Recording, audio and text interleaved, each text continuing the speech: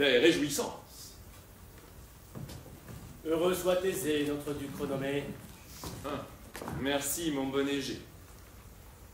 Quelle nouvelle m'apportes-tu? Eh bien, je viens tout tourmenter, me plaindre de mon enfant, de ma fille Hermia. Avancez, Démétrius.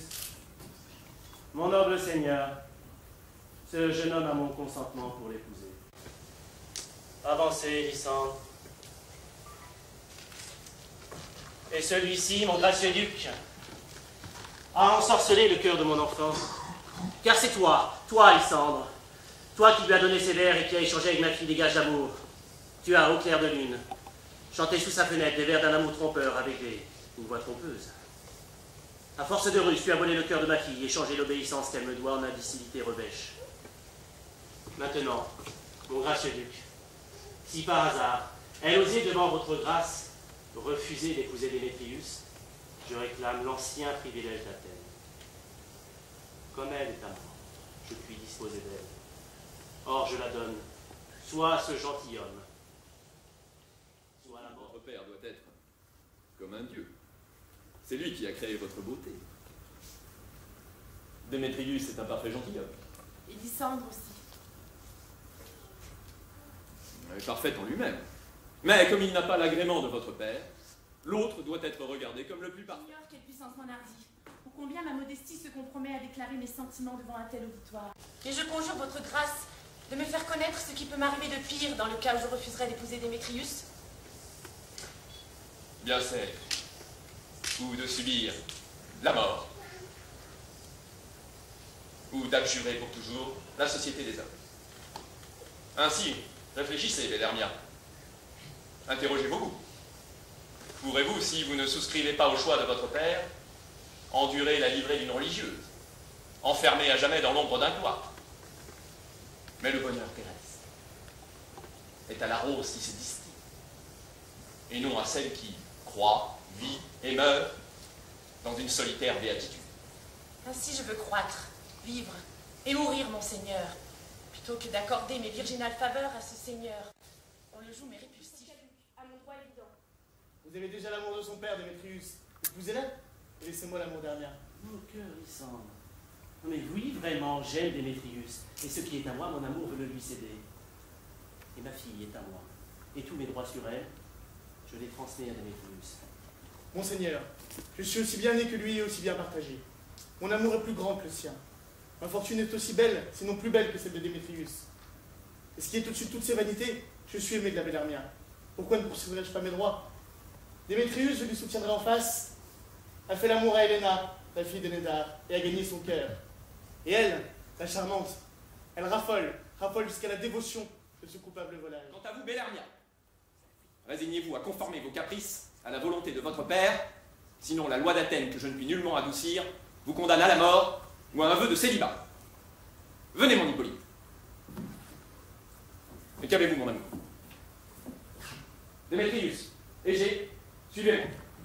Nous vous suivons, et par devoir et par plaisir. Choix des parents.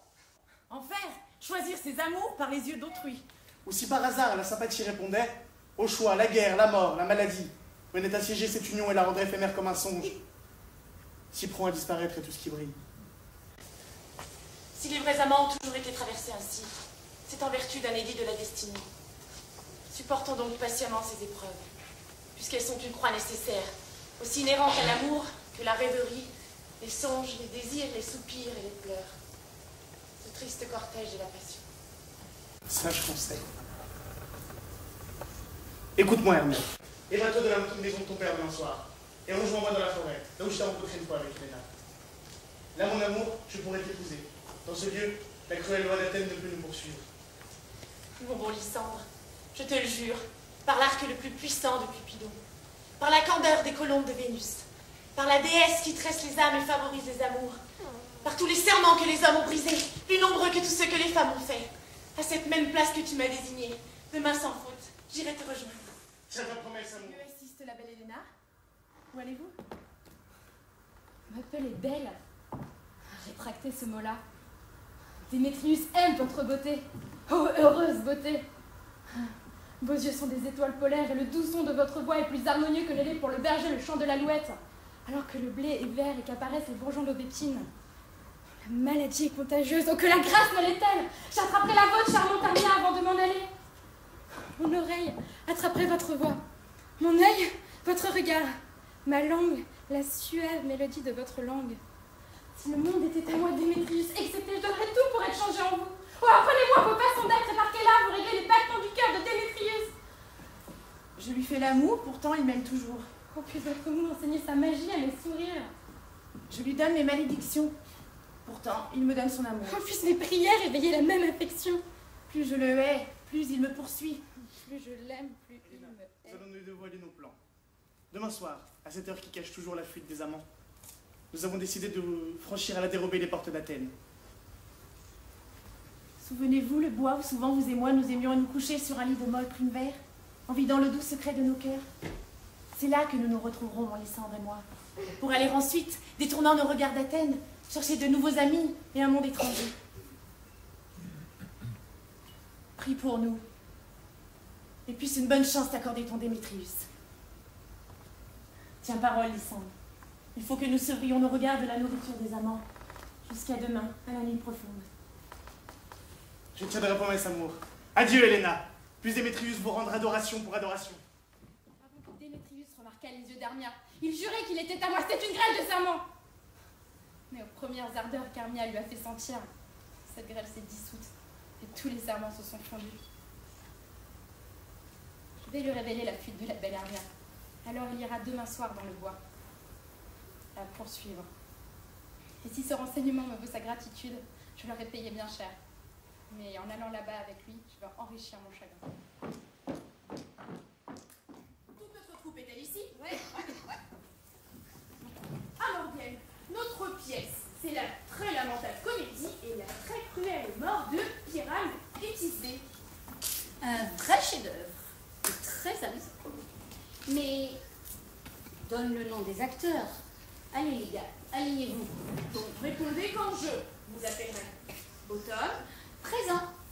toi, Automne, tu auras le rôle de Pyrame. Qu'est-ce que Pyrame? Un amoureux ou un tyran? Un amoureux qui se tue très galamment par amour. Pour bien jouer ce rôle, il faudra quelques pleurs. Si j'en suis chargée, je provoquerai des orages.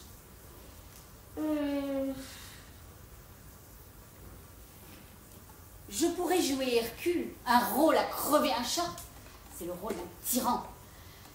Un rôle à tout faire éclater. Les furieux rocs de leur frissonnant choc briseront les verrous des portes des prisons.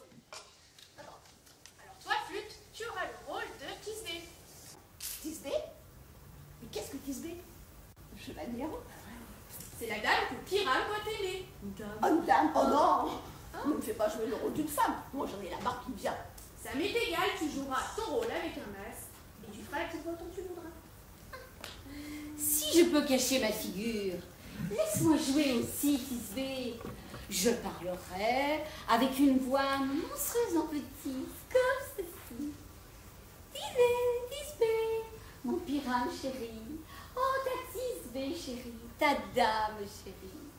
Non, non, il faut que tu joues Pyrame et toi, Flûte, Thisbé. Soit, je m'en chargerai. Bon, Gouin. Ouais. Alors toi, Gouin, tu auras le rôle du lion. Ouais. Mais avez-vous le rôle par écrit? Parce que moi, je suis très long à apprendre. Il ne s'agit que de rugir, tu n'as pas besoin de texte. Ah ouais, laisse-moi jouer le lion aussi. Je rugirai si bien que ça mettra tout le monde de belle humeur. Je rugirai.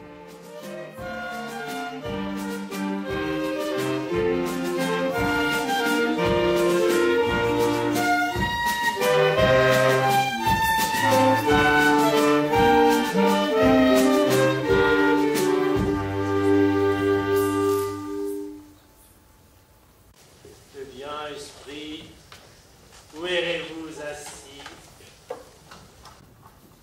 Par la colline, par la vallée, à travers les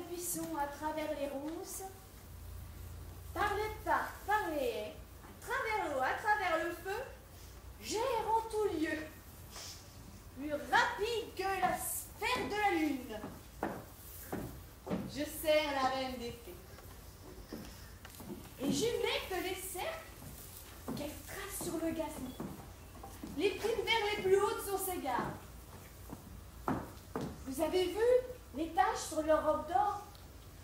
Ce sont les rubis, les bijoux de la fée, taches de rousseur, nous exaltent leur senteur. Bon, je vais aller chercher quelques gouttes de rosée pour en suspendre une perle à l'oreille de chaque coucou. Allez, adieu. Toi, esprit bouffon, je vais partir. Notre reine vient ici tout à l'heure. Et le roi donne ici ses fêtes cette nuit. Et veille à ce que la reine ne s'offre pas à sa vue, car Oberon est dans une rage épouvantable. La reine. Je suis ce joyeux rôdeur de nuit. Et j'amuse Oberon. Et je le fais sourire quand je trompe un cheval gras et nourri de fèves, en hennissant comme une pouliche coquette. Parfois je me tapis dans la tasse du commère, sous la forme exacte d'une pomme cuite. Et lorsqu'elle boit, je me heurte contre ses lèvres et je répands l'âle sur son flâneau flétri.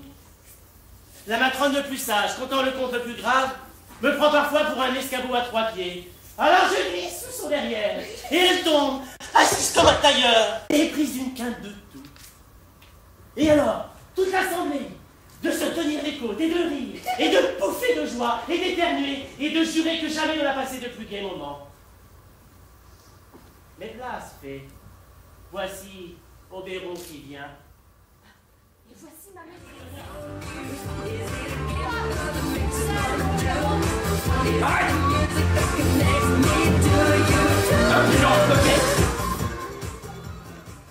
Ne suis-je pas ton seigneur? Alors, que je sois ta dame, mais je sais qu'il t'est arrivé de t'enfuir du pays des fées pour aller t'asseoir tout le jour sous la forme de Corin, jouant du chalumeau, adressant de tendres vers à l'amoureuse Philida. Les saisons s'échangent leurs livrets habituels. Le printemps, l'été, l'automne chagrin et l'hiver fécond. Et ce qui engendre ces mots, ce sont nos débats et nos dissensions. Nous en sommes les auteurs et l'origine. Mettez-y donc un terme. Cela dépend de vous. Sinon, fuyez-moi et j'éviterai les lieux hantés par vous. Partons! Nous nous fâcherons tout de bon si je reste plus longtemps.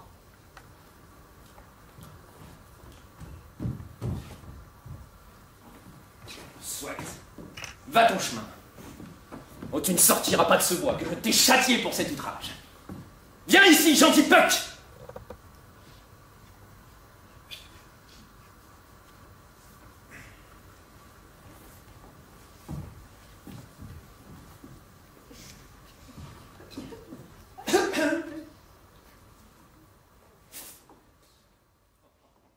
Va me chercher cette plante. Je t'en ai montré une fois la feuille. Son sucre, étendu sur des paupières endormies, peut rendre une personne, femme ou homme, amoureuse folle de la première créature vivante qui lui apparaît. Va me chercher cette plante et sois de retour avant que le Léviathan ait pu nager une lieue. Oh, je puis faire une ceinture autour de la terre en 40 minutes. Est-ce que je vous oblige? Est-ce que je vous encourage? Est-ce qu'au contraire, je ne vous dis pas avec la plus entière franchise, je ne vous aime pas et je ne peux pas vous aimer? Je ne vous en aime que davantage. Je suis votre pagnole, Démétrius. Et plus vous me battez, plus je vous cajole. Traitez-moi comme votre pagnole. Repoussez-moi, frappez-moi, délaissez-moi, perdez-moi seulement. Accordez-moi la permission de vous suivre tout tandis que je suis après. Je ne veux pas écouter tes subtilités, lâche-moi! Ou bien si tu me suis, sois sûr que je vais te faire outrage dans le bois. As-tu la fleur? Sois le bienvenu, rôdeur. Oui? Donne-la moi, je te prie. Oui, oui, oui, oui. Oui, la voilà. Pour couvrir une fée.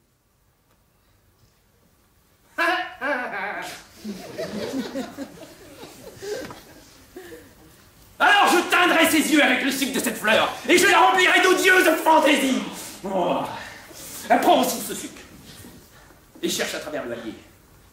Une charmante dame d'Athènes est amoureuse d'un jeune dédaigneux. Elle mouille les yeux de celui-ci. Mais veille à ce que la première personne qui l'apercevra soit cette dame. Tu reconnaîtras l'homme à son costume athénien. Et fais cela avec soin, de manière à ce qu'il devienne plus épris d'elle qu'elle n'était prise de lui. Une chanson féerique. Et endors-moi de tes chants. Et va à tes fonctions. Et laisse-moi reposer.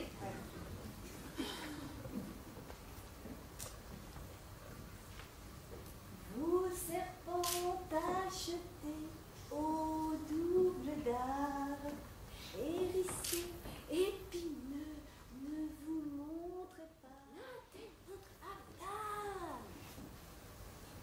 Dormez bien et bonne nuit avec Moula. Vers les maçons, ne faites pas garder là.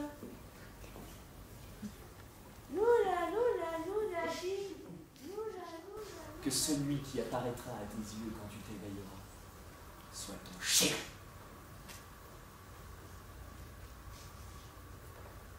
Réveille-toi quand quelque être vil approchera. Ne me refusez pas aller vos côtés, car m'étant ainsi à ne pas être moins tendre. Malheur à ma vertu et à mon honneur si j'ai accusé Lysandre de négliger un serment.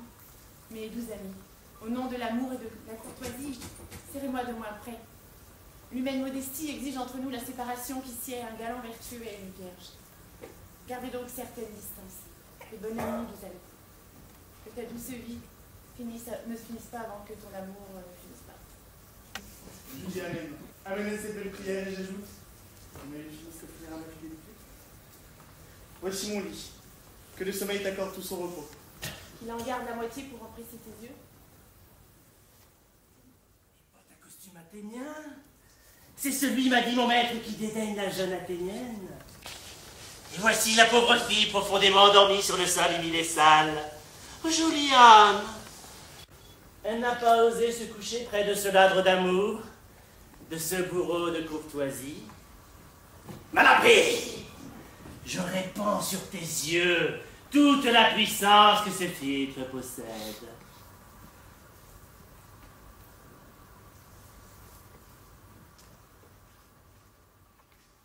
Et je courais à travers les flammes. Pour l'amour de toi, transparente Helena. La nature m'a donné ici le don de voir ton cœur à travers ta poitrine. Oh, et Démétrius. Oh, que ce vil nom est bien à moi à faire périr par la pointe de mon épée. Ne dites pas cela, Lysandre, ne dites pas cela. Qu'importe qu'il aime votre Hermia, Seigneur, qu'importe. Hermia l'aime toujours que vous, soyez donc heureux. Heureux avec Hermia? Non, je regrette les fastidieuses minutes que j'ai passées avec elle. C'est Helena que j'aime à présent et non Hermia. Qui ne changerait des corneilles pour une colombe? Ma patience met ma volonté au pas et me conduit à vos yeux, où je puis lire une histoire d'amour, digne des plus riches livres d'amour. Dors là, toi, et puisses-tu jamais t'approcher des cendres. Car si la digestion des choses les plus douces causait l'estomac le plus profond dégoût, de même les hérésies que les hommes abjurent sont les plus haïes qu'elles ont trompées, de même toi, mon hérésie, toi, mon indigestion, soyez de tous, et surtout de moi. Quant à toi, mon être tout entier, consacre toute ta puissance et tout ton amour à honorer Helena et être son chevalier. Seigneur, éloignez de moi. Lysandre, Seigneur, quoi? Hors de la portée de ma voix? Parti? Pas un son? Pas un mot? Hélas, où êtes-vous? Parlez si vous m'entendez! Parlez au nom de tous les amours! Je suis presque évanouie de frayeur. Non? Eh bien, je vois bien que vous n'êtes pas près de moi. Il faut que je trouve sur le champ, ou vous, ou la mort. Celui de ton haleine, ma chère Thisbé. Mais, arrête. Écoute, une voix. Et tout à l'heure, je vais t'apparaître. Tyranne entre, on a passé avec lui après ces mots, qui jamais ne se Fidèle comme un fidèle coursier qui jamais ne se fatigue. Si je l'étais, belle Thisbé, je ne serais qu'à toi. Oh! Mon Dieu!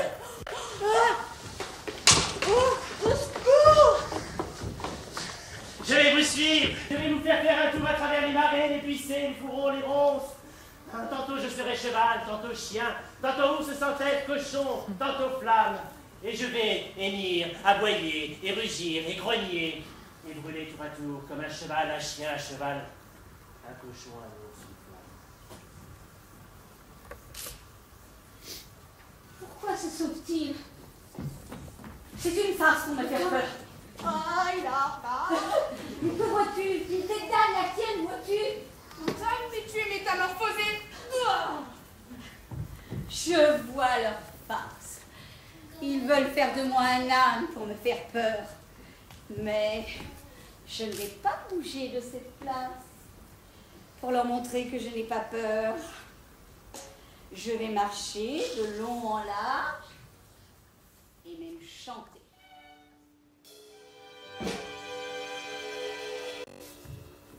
Quel est l'ange qui m'éveille sur mon lit de fleurs?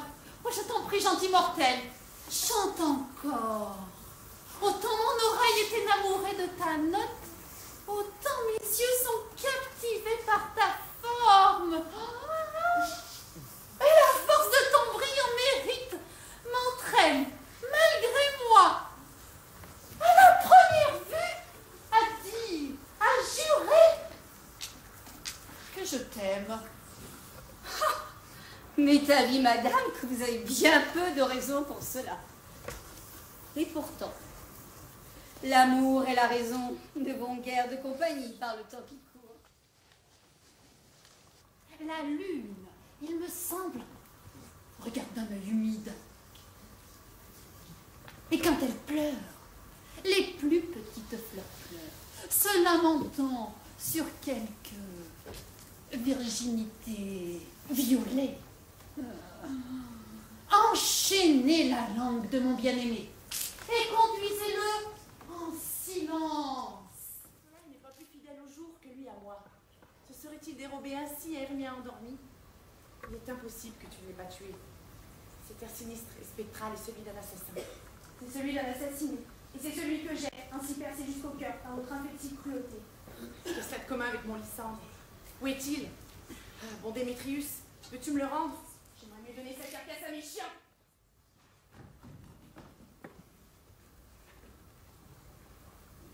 Mais qu'as-tu fait? Mais tu t'es complètement mépris. Tu as versé la liqueur d'amour sur la vue d'un amant fidèle. Et il doit nécessairement résulter de ta méprise l'égarement d'un cœur fidèle, et non la conversion d'un perfide. Oh, si le destin l'ordonne. Assistez-moi-nous à cette amoureuse parade. Oh, Seigneur, que ces mortels sont fous. Oh, Helena, nymphe, perfection divine.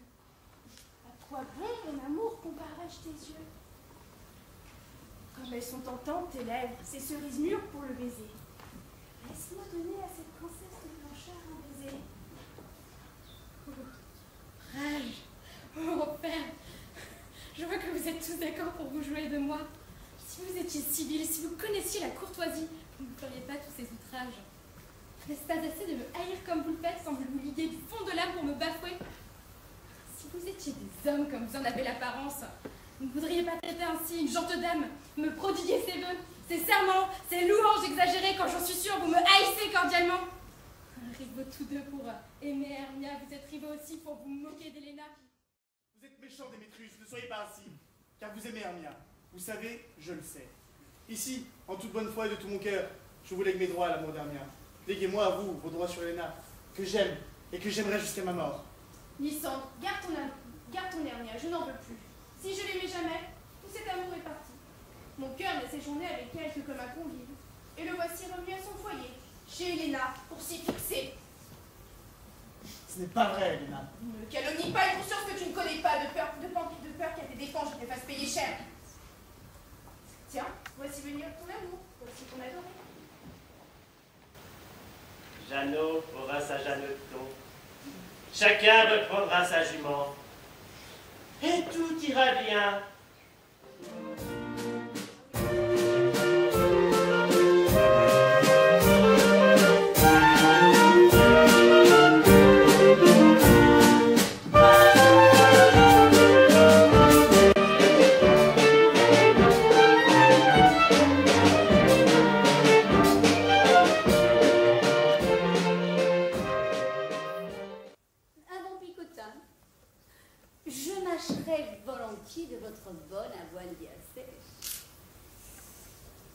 j'aurais grande envie d'une botte de foin.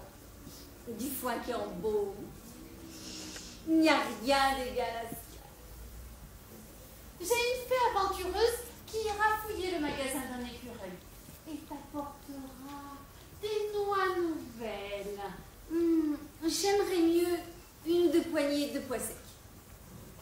Mais qu'on ne me dérange plus. Oh, je sens venir là-bas. À l'accès, Dors, je vais t'enlacer de mes bras. Partez, fée! Oh, comme je t'aime. Oh, comme je raffole de toi. Vois-tu ce charmant spectacle?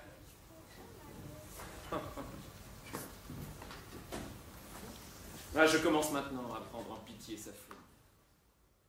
Sois comme tu as coutume d'être. Vois comme tu as coutume de voir. La fleur de Diane sur la fleur de Cupidon. Cette influence et ce bienheureux pouvoir.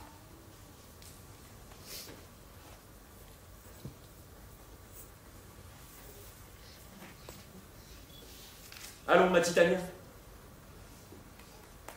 Éveillez-vous, ma douce reine. Mon Don Perron, quelle vision j'ai vue. Il m'a semblé que j'étais amoureuse d'un âne. Oh, voilà votre amant, par terre. Comment ces choses sont-elles arrivées? Oh, combien son visage est répulsif à mes yeux maintenant. Silence un moment. Robin, enlève cette tête.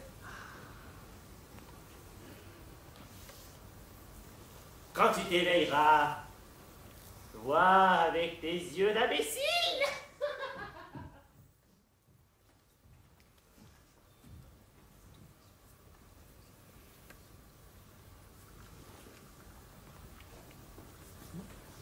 Quand ma réplique viendra, appelez-moi, je répondrai.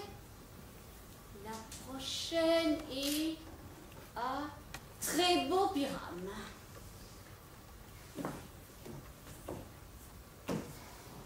Oula! Hé! Pierre! Flûte! Roi! Dieu me garde, ils ont tous décampé en me laissant ici endormi. Le duc t'aurait donné 12 sous par jour ou je veux être pendu. 12 sous par jour pour jouer le Pyrame. Enfin, c'était rien. Où sont-ils ces enfants? Oh, où sont-ils ces chers? Les gars, je suis un homme à vous raconter des merveilles. Mais surtout, ne me demandez pas ce que c'est. Je passerai pour le plus faux. Et je veux que notre auditoire et notre comédie en bonne odeur. Allez, assez causé, partons. Ouais, allez, partons.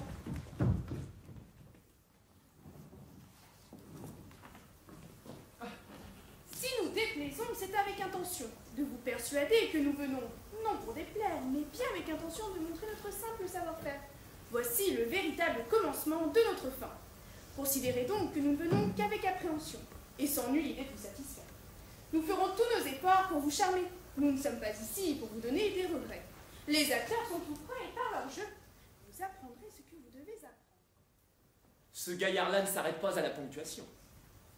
Il a monté son prologue comme un poulain sauvage, sans savoir l'arrêter. Il ne suffit pas de parler, il faut bien parler.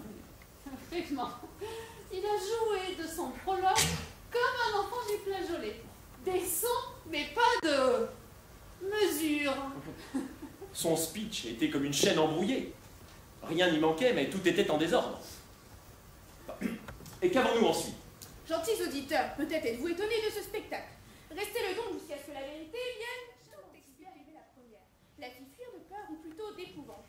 Dans sa fuite, Thisbé laissa tomber sa lampe, que cet infâme lion souilla de sa dent sanglante. Bientôt arrive Pyrame, charmant jouvenceau, très grand. Il trouve le cadavre de l'amant de sa belle. Sur quoi de sa lame, de sa coupable et sanglante lame.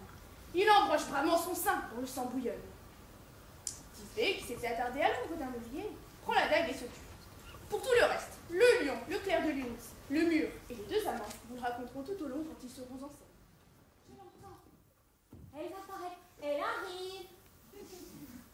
Je l'entends. Hey. Oh, mur! Que de fois tu m'as entendu gémir de ce qui me séparait de mon beau Piram. Oh, mur! Que de fois mes lèvres cerises ont baisé tes pierres cimentées de chauffe et de poils. Oh, j'aperçois la flexe de ma Tisbé. Tisbé! Tisbé! Mais c'est toi, mon amour, je crois, mon amour, c'est toi. Je crois ce que tu voudras. Je suis ta grâce, ton amour. Fidèle comme lion. Oh oui, moi aussi, fidèle, jusqu'à ce que les essaims me tuent. Sa femme ne fut pas si fidèle à toi. Oh, dans sa femme le fut autant je te le suis. Oh, baise-moi à travers le trou de ce vil mur. Mais c'est que le trou du mur que je baise, et non vos lèvres. Veux-tu me rejoindre immédiatement à la tombe de Nigo? Mais oui, Portouvé, moi j'y vais sans délai.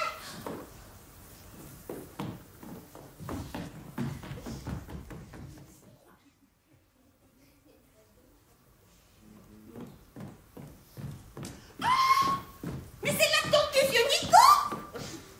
Mais il est où, mon amour? Mon amour. Bien rugi, lion. Et bien couru, Tisbé.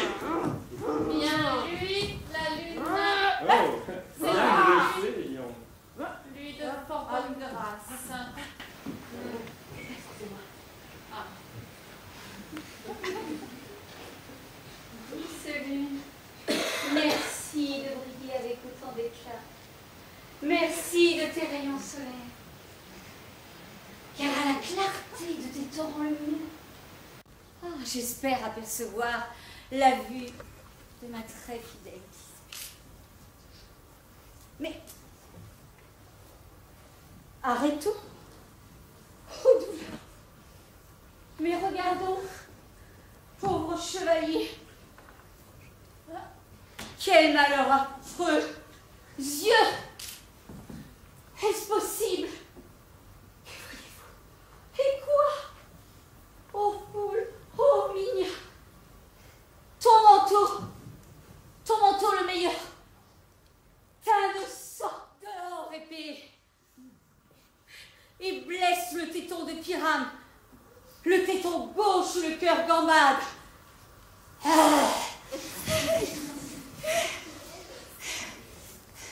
Maintenant je meurs. Ainsi je meurs. Maintenant je suis mort. Mon âme est au ciel.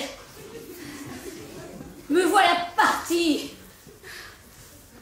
Lune, perd ta lumière. L'an prend la fuite.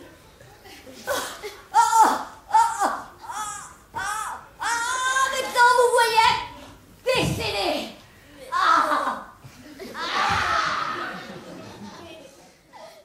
Complètement muet.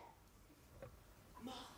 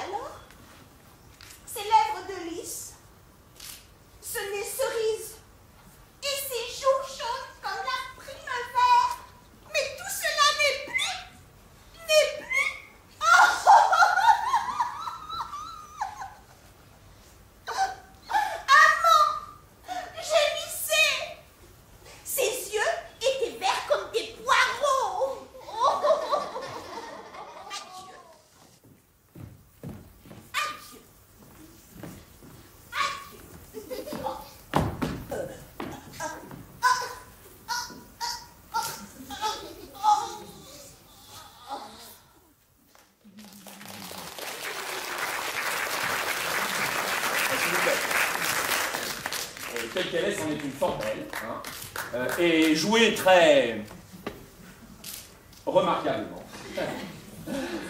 Mais... Oh! Oh! Oh! La langue de fer de minuit a sonné 12. Au lit.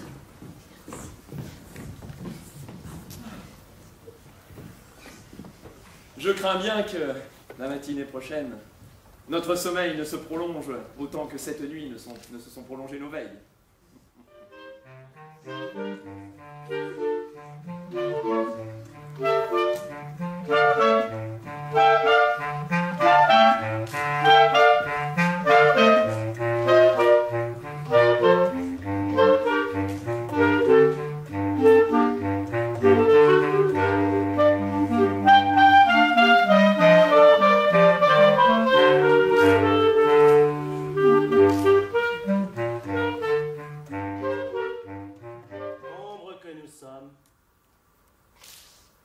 Si nous avons déplu, figurez-vous seulement, et tout sera réparé, que vous n'avez fait qu'un somme pendant que ces visions vous apparaissaient. Ce thème faible et vain, qui ne contient pas plus qu'un songe, gentil spectateur, ne le condamnez pas. Oui, foi d'honnête peuple. Si nous avons la chance imméritée d'échapper aujourd'hui au sifflet du serpent, nous ferons mieux avant longtemps, si vous pardonnez. Vous nous tenez peuple pour un menteur. Sur ce, bonsoir à tous.